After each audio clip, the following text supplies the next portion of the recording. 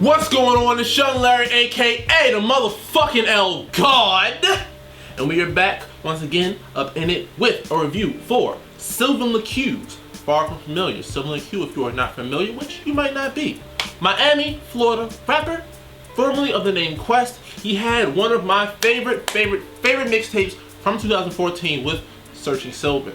His coming of age story, getting signed to Jermaine Dupri and really not popping off the way it was expected. Having to come back home and work from there, and that's when most of the story takes place, sort of in his mom's house or in his aunt's house, grandma's house, one of the two, one of the three really, and working out of there. And going forward, Far From Familiar is the continuation of that, as he is still sort of struggling with the rap thing. The main difference from the last project to this project is it's a little bit shorter. It's 16 tracks, and he comes up the gate rapping pretty well.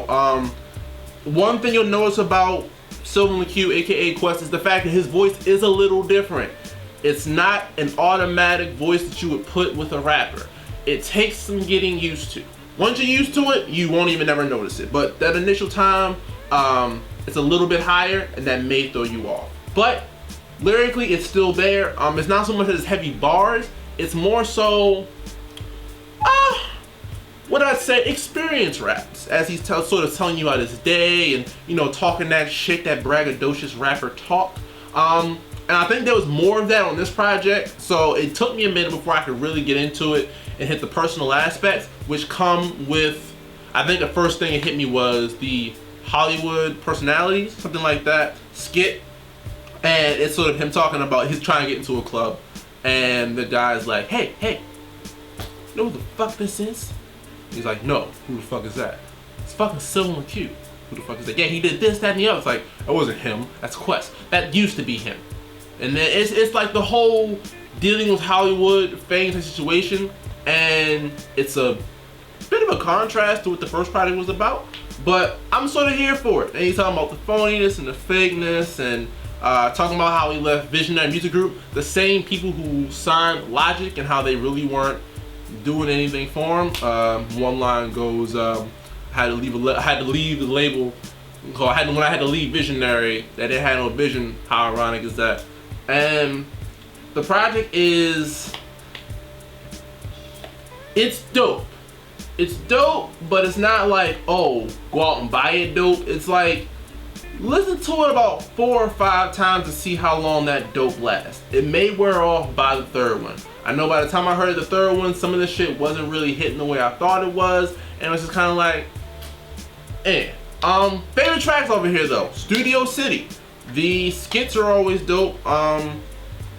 He has a joint where he goes back home, talk to his mom, catch up, see what's going on. And I like the more personal aspects. He even has a singer quote his last song on his project from Searching Sylvan. And I like the personal aspects about him, and it's really what makes me enjoy him.